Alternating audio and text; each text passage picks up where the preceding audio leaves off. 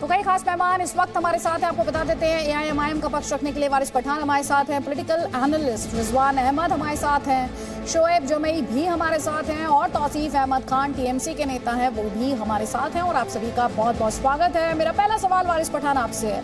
3 किरदारों की यहाँ पर हमने बात की शुरुआत में ही, जब दर्शकों को ये पूरी खबर हमने बताई है। ये हो क्या रहा है? कोएड एजुकेशन में क्या मुस्लिम बच्चियां सही बातें नहीं सीख पा रही हैं? किस तरह की बयानबाजी है? मुझे याद है कुछ दिन पहले शफीकुर रहमान बक, उनकी अलग ही चिंताएं थीं, बच्चियों के आचरण को लेकर वो चिंतित थे। अब अरशद मदनी, ये दिक्कत क्या है? बच्चियों की एजुकेशन इंपॉर्टेंट है या ये जो रूढ़िवादी सोच है ये ज्यादा इंपॉर्टेंट है? देखिए, एजुकेशन तो बहुत इम्पोर्टेंट है ही आदिति जी देश में, लेकिन ये जो बड़े बड़े वरिष्ठ नेता हैं, मौलाना हैं, ये अपनी खुद की बात रखने में सक्षम है। तो मैं चाहूंगा कि इनकी जो बात है ये खुद रखे। मैं तो अपनी पार्टी की तरफ से अपनी बात रखना चाहूंगा। आदित्य जी, मैं आपको ये बताना चाहूंगा, सबसे पहले तो हमारे देश में एक बहुत बड़ा, सबसे बड़ा हिंदू कौम की होड़ लगी है।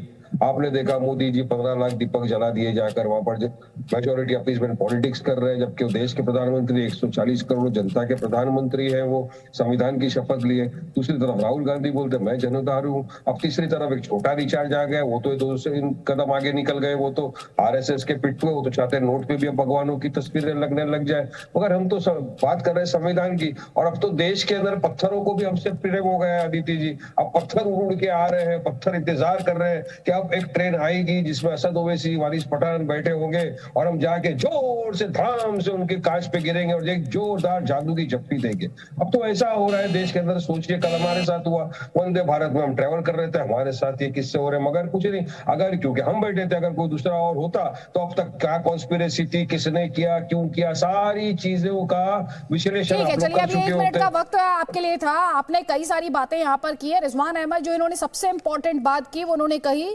मेजॉरिटी अपीजमेंट हो रहा है इस वक्त देश में। लेकिन फिर भी मेरा सवाल यही है, बच्चियों के एजुकेशन ज्यादा इंपॉर्टेंट है या रूढ़िवादी सोच, जिसे एक तरह से आगे बढ़ाने की कोशिश अरशद मदनी कर रहे हैं? प्रिया, अभी वारिस भाई ने बात बोली, पिछले डिबेट में भी मिलती जुलती बात बोली थी, तो जो मैंने जो वहां बोला था वही दोहरा दूं कि 15 लाख दीपक जलने से जो परेशानी है, ये परेशानी तब क्यों नहीं हो रही थी जब पीएमओ हाउस में बड़े बड़े रोजा इफ्तार होते थे और राष्ट्रपति भवन में बड़े बड़े रोजा इफ्तार होते थे? भैया, तब भी होनी चाहिए थी।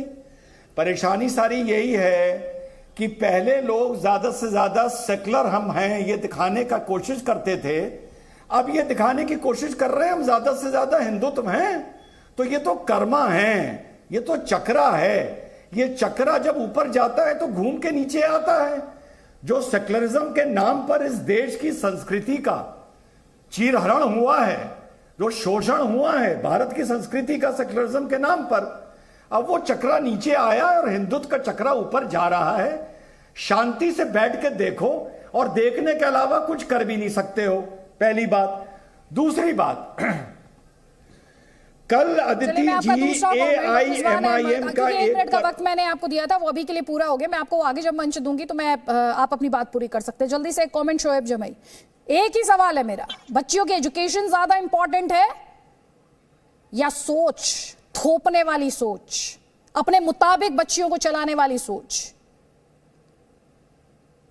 देखिए, सोच क्या है इस तरह की चीजों के पीछे, वो हिंदुस्तान की जनता को बखूबी पता है। टायर 2 सिटी हो, टायर 3 सिटी हो, जो बड़े शहरों से थोड़ा हट के, उनको अंदाजा है कि इस चुनाव से पहले जी न्यूज के कैमरे पर एक बयान आता है और एक क्रिएट किया जाता है माहौल के, जैसे धर्म के बहुत बड़े ठेकेदार, और यही देश का असली मुद्दा है, बाकी कोई मुद्दा ही नहीं है। तो ये सब क्रिएट किया हुआ एक बड़ा क्यूरेटेड चीज है, जिसको मुझे लगता है कि बहुत ज्यादा विशेष ध्यान लोग देते नहीं है। तो मैं समझता हूँ कि एजुकेशन बहुत इंपॉर्टेंट है, और ये माँ बाप डिसाइड करते हैं कि हमारे बच्चे बच्चियां किस स्तर पर पढ़ेंगे। नंबर 1, यहीं से बात खत्म हो जाती, फिर हम किसी की बात नहीं मानते। और जो कुछ लोग यहाँ पे वसीम रिजवी बनने की कोशिश कर रहे हैं, तो वो जो नए वसीम रिजवी, उनको पता होना चाहिए कि पुराने वसीम रिजवी का क्या हाल हुआ था। ना घर के रहे ना घाट के रहे।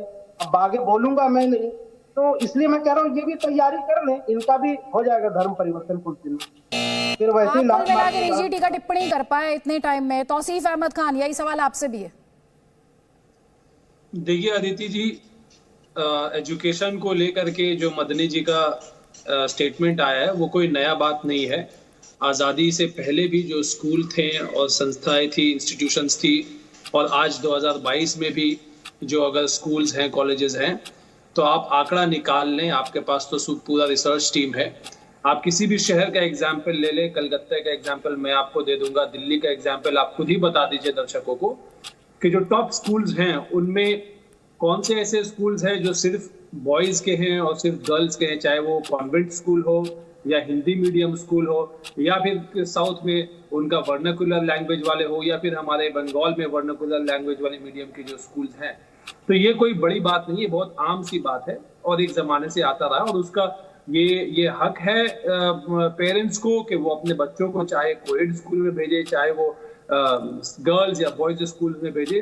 इसमें यहाँ पे कोई हिंदू मुस्लिम वाली बात नहीं है। यहाँ पे तो एजुकेशन का मामला है, संगीन मामला है, और आंकड़े बताते हैं कि ये काफी सक्सेसफुल मॉडल ऑफ एजुकेशन रहा है। तो आप ये कह रहे हैं कि बच्चों को अलग अलग पढ़ाने से ये सक्सेसफुल मॉडल ऑफ एजुकेशन बन जाता है। यहाँ पे मेरा काउंटर क्वेश्चन आपसे ये होता, तौसीफ अहमद खान, जो मैं आपसे लूंगी, एजुकेशन हमें किसके लिए तैयार करती है? रियल वर्ल्ड के लिए तैयार करती है ना। रियल वर्ल्ड में क्या पुरुषों का और महिलाओं का सेग्रीगेशन है, या वहां पर दोनों ही चैलेंजेस का सामना है? ये भी एक सवाल है। लेकिन उससे पहले शिमला की रैली में उत्तर प्रदेश के मुख्यमंत्री योगी आदित्यनाथ ने यह कहा कि आस्था से खिलवाड़ नहीं होना चाहिए, भारत में आस्था से खिलवाड़ बर्दाश्त नहीं किया जाता है। सुनिए। हिंदू देवी देवताओं को गाली देते हो, पूजा पद्धति को नकारते हो, आस्था के साथ खिलवाड़ करते हो। ये देश तो आस्था का देश है। यहां का व्यक्ति भूखों रह सकता है, यहां का व्यक्ति अपनी सुविधाओं को तिलांजलि दे सकता है, लेकिन अगर कोई उसकी आस्था के साथ खिलवाड़ करता है तो उससे दो हाथ करने में भी कोई कोताही नहीं बरतता है।